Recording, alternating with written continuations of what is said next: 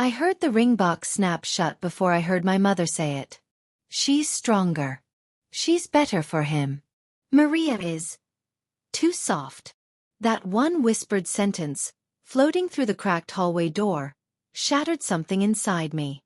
I was standing there barefoot, holding a mug of cold tea, listening to my own mother tell the man I loved that I wasn't good enough for him. If you've ever felt someone pull the ground out from under you, you know exactly how my chest tightened, how my fingers went numb, how the room suddenly tilted like my life was slipping off its axis. I didn't know then that I was listening to the start of a betrayal so deep it would split my family apart. But I also didn't know something else. Something more important. That moment would become the last time I let anyone decide my worth.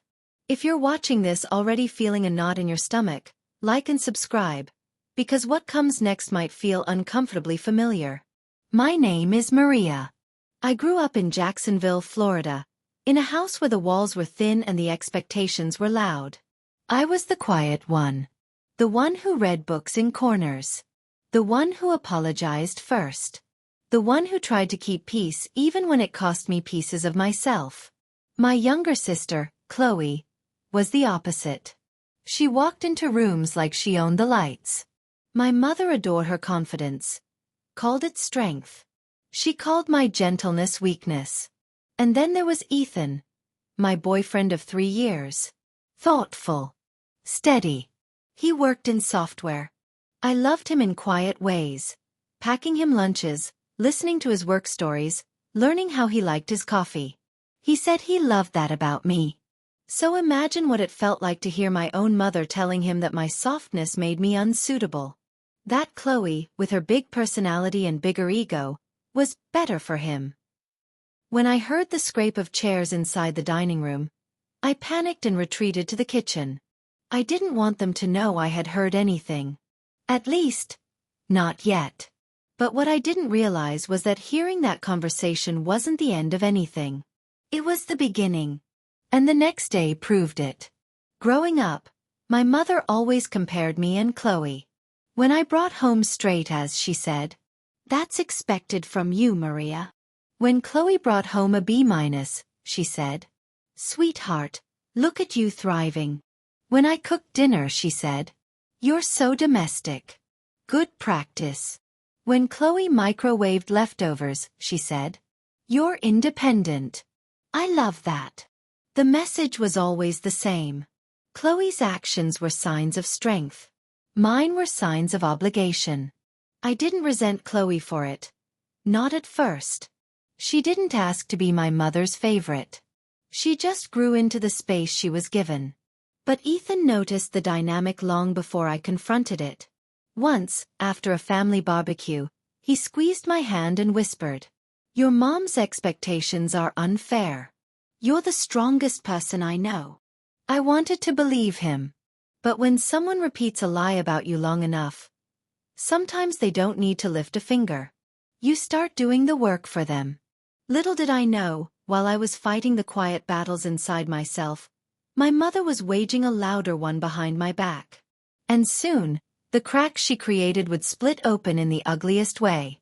2 weeks after I overheard them, Ethan asked me to meet him at a waterfront restaurant in downtown Jacksonville. I thought maybe, despite everything, I'd get a moment of reassurance, maybe even a real conversation. Instead, I got a breakup. Ethan sat across from me, eyes full of guilt, and said the 6 words no one ever forgets. "I don't think we're right anymore." My chest tightened until I could barely breathe. "What changed?" I asked, gripping the edge of the table. He looked over my shoulder, like he couldn't look me in the eye. "It's not you, Maria. I need someone stronger. Someone who pushes me." The same words my mother had used. It hit me like a truck. My mother had gotten to him. I could hear her voice inside those sentences. But when he followed it with, "I'm sorry, Maria. I'm seeing someone else," my world tipped sideways. I felt like the restaurant sounds dimmed, like someone turned down every noise except the rush of my heartbeat. I whispered, "Who?" He didn't answer. He didn't have to. I knew. As I walked out of the restaurant, the Florida humidity hit me like a wall. My mother had planted the seed. But Chloe had watered it. That night, in my car, hands shaking on the wheel, I decided something. I wasn't going to cry myself to sleep. Not again. Not for them. But fate wasn't done twisting the knife just yet. Because the real betrayal was still coming. And it would break me in a way I didn't know was possible. 2 months passed. I worked. I healed slowly. I avoided family dinners. I blocked Ethan's number. I went to therapy. I told myself I was getting better. Until one Sunday morning. I was eating cereal on my couch when my mother texted me. Family dinner tonight. Mandatory. My stomach sank. Mandatory meant something was up. I showed up at 6 p.m., wearing the most neutral expression I could manage. And there they were. Chloe, Ethan, my mother and father, all sitting at the dining table like some twisted photograph. Then I saw it, the ring on Chloe's finger. I felt the blood drain from my face. Chloe smiled like a pageant queen and said, "We're engaged." My mother clasped her hands dramatically. Isn't it wonderful? Ethan finally found the right match for the life he wants. I just stared. Not at them. At the man who used to know the sound of my heartbeat. He looked away. I whispered, "You were dating while you were with me." Chloe shrugged. "Don't be dramatic, Maria." My mother added, "Please don't ruin this moment for your sister." That was the private humiliation. The quiet, cutting moment I'll never forget. A moment where a whole room waited for me to disappear into myself. And for the first time, I didn't. But before I could even process the shock, my mother added the sentence that would push me over the edge. "Maria, you should be happy for them. Chloe is better for him. She's stronger. You always bend." My nails dug into my palms. My throat tightened. But I stayed silent. Because the most dangerous person in a room is the one who has stopped pleading. I left the house without saying goodbye. And that was the night everything inside me changed.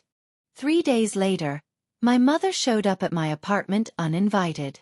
She walked in like she owned the place, even though I never gave her a key. She must have convinced the leasing office she was my emergency contact.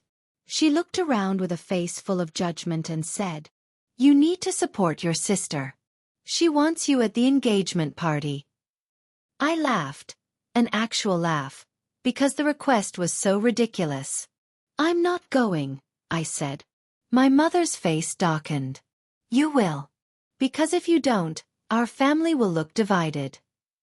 "Our family is divided," I whispered. She ignored me. "People will ask questions if you're absent. Questions you don't want them asking."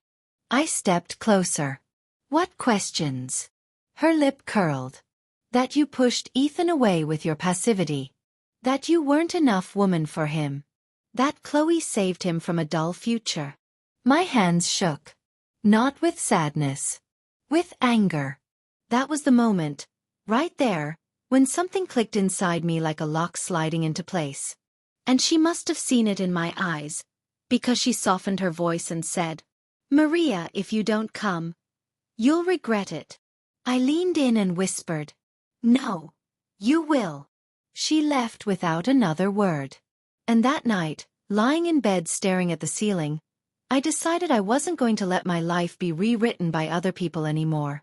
Because the truth was, my mother didn't just want Chloe to have Ethan.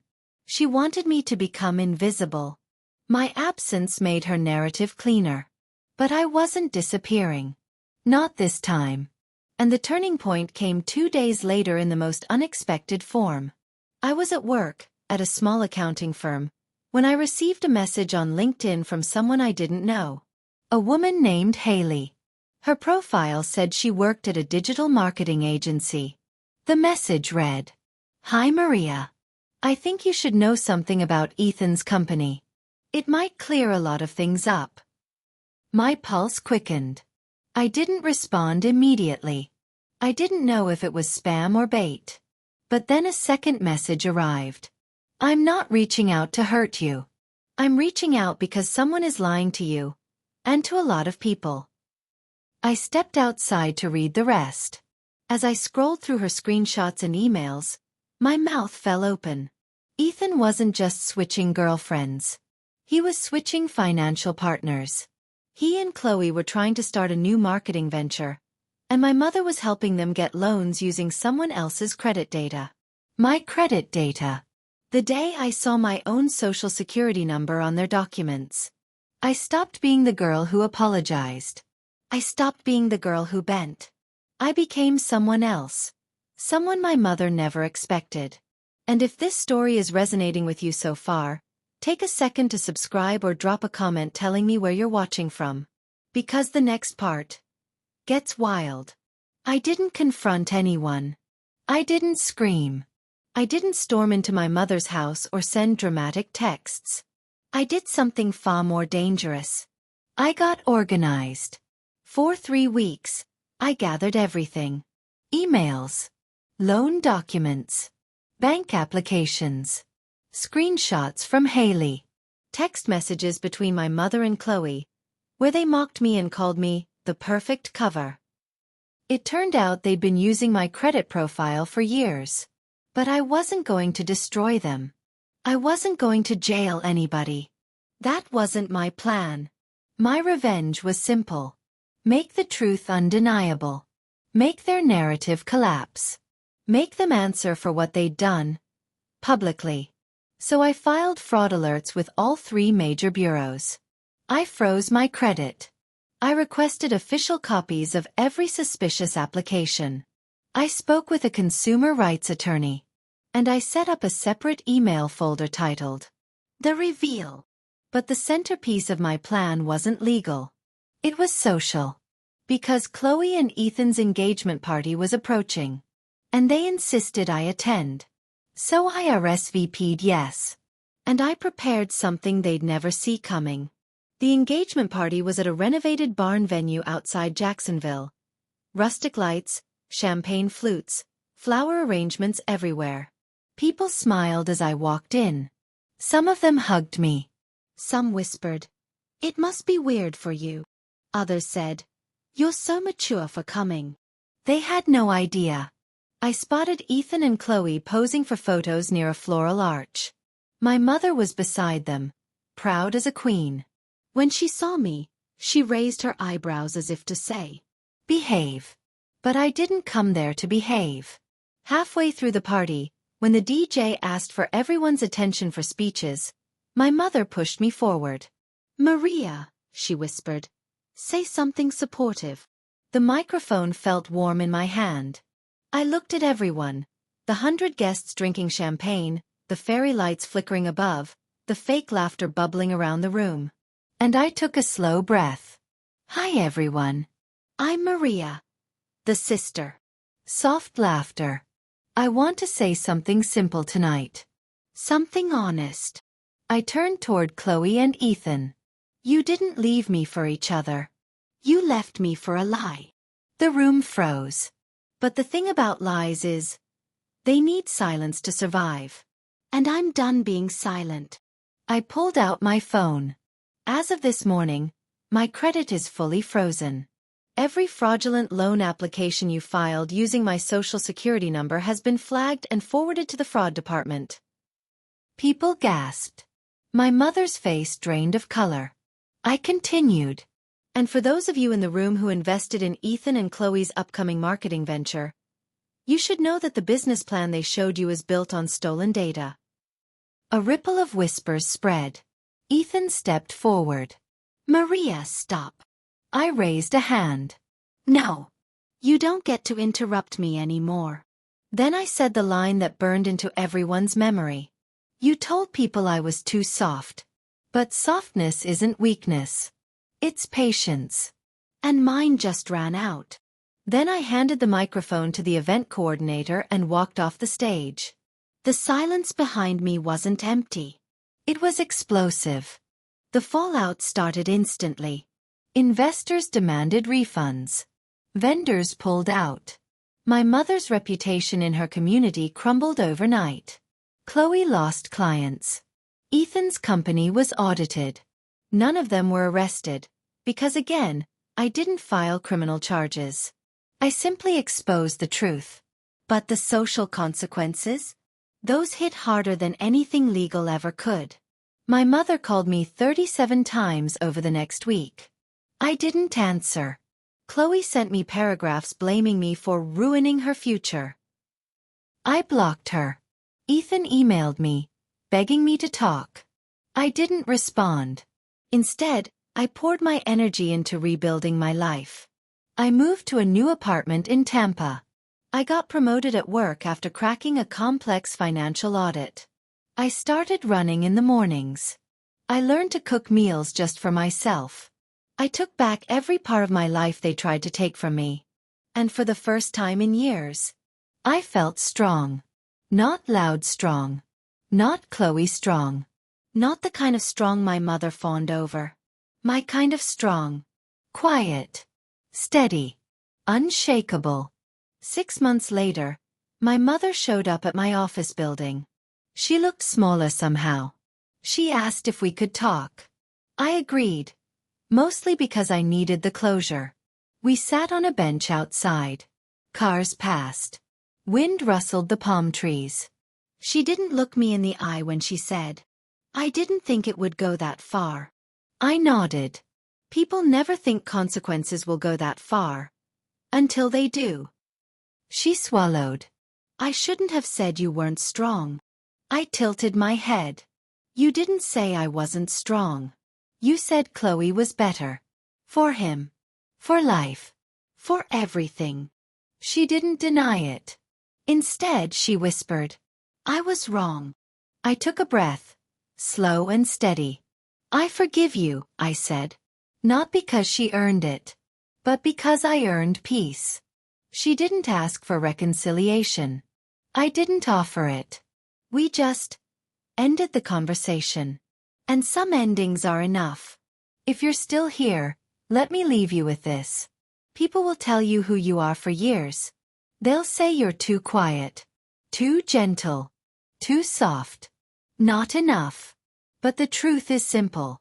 Soft people don't break. They bend, until they're ready not to. And when that day comes, no one can stop them. If this story meant something to you, hit the like button, subscribe, and tell me in the comments what part hit home the most. Thank you for listening.